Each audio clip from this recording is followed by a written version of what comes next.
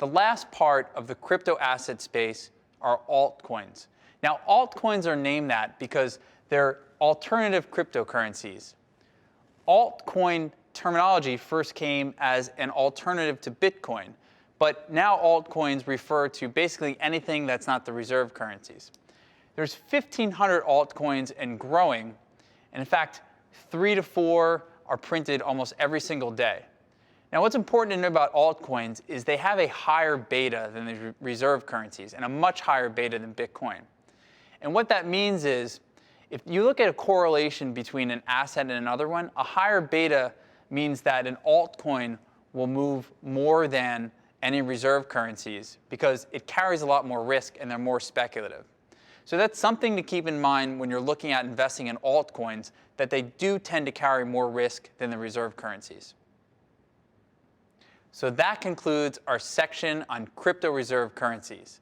Now you should be able to compare the different crypto reserves and be able to differentiate the value and usefulness of these crypto reserves.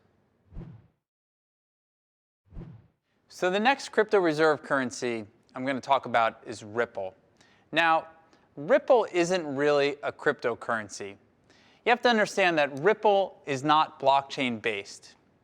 It's used by a group of shared databases which are mostly owned by the banks to settle transactions. And one thing to keep in mind about Ripple is that there's no scarcity value. The Ripple founders have said they have the capacity to print 100 billion of the XRP tokens. And in the Bitcoin world, you have scarcity value. Bitcoin can only issue 21 million tokens. So far, 18 million have been issued. In Ripple, you've got 50 billion outstanding tokens. Its supply could potentially double. And the founders have also noted that they have the capacity to print even more if necessary. What I will tell you about Ripple is that in late 2017, when the cryptocurrency markets were really rallying, the price of Ripple went from 25 cents to about $5.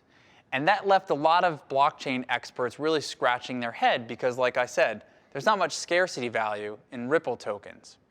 What happened was, and what we think happened, was that when new users entered the crypto asset space, they looked at all the prices on CoinMarketCap of different cryptocurrencies they could buy, and they saw Bitcoin at 12,000 or 13,000, and then they saw Ripple at 25 cents. So in the newbie investor's mind, they might look at something being 25 cents as more valuable than something that's priced at 10,000. And they didn't even consider that there's no scarcity value to Ripple. And so speculators drove the price of Ripple up to a price that, and a market cap that almost eclipsed Bitcoin's. And since then, the market value has fallen dramatically, but just know that sometimes things can be really irrational in the crypto asset space. The next crypto reserve currency is Litecoin. And if Bitcoin is digital gold, Litecoin is considered digital silver. Now, Litecoin was founded in 2011 by a programmer named Charlie Lee. And I'm mentioning his name because in late 2017, he liquidated all of his holdings. So if you're thinking about buying Litecoin, just understand that the incentives of the founder might not be aligned with your investment. Another thing to consider about Litecoin is that everything is 4 times Bitcoin. It's a fork of Bitcoin's original blockchain, which accounts for 4 times the amount of currency in circulation and 4 times the speed of block creation. Bitcoin blocks are created once every 10 minutes. Litecoin blocks are created once every 2 minutes and 30 seconds.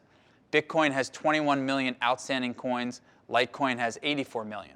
And what this is intended to is to speed up transaction speeds. And so this is a lightweight client or a lightweight use of Bitcoin that can have faster scalability and adaptability.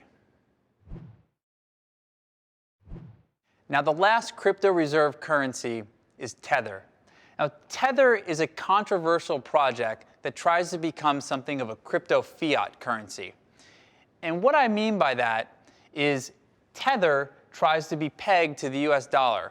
And why is this important? Well, in the crypto space, if you were to buy Bitcoin or Ethereum and move that Bitcoin or Ethereum onto an exchange and trade it for another altcoin, you can't trade your altcoin back for US dollars. It's just not supported. What you can do, if your exchange has tethers on them, you can sell your altcoin and move into Tether, which is supposed to be a stable coin and represent the value of the US dollar. Now, there's supposed to be $1 in Tether's bank accounts for every 1 USDT that's been printed. And it's controversial because it's closely linked to the Bitfinex exchange. However, we haven't had an audit of Tether's books for the last 5 months. So time will tell if they're really purporting how much USDTs there are as value there is in the bank account.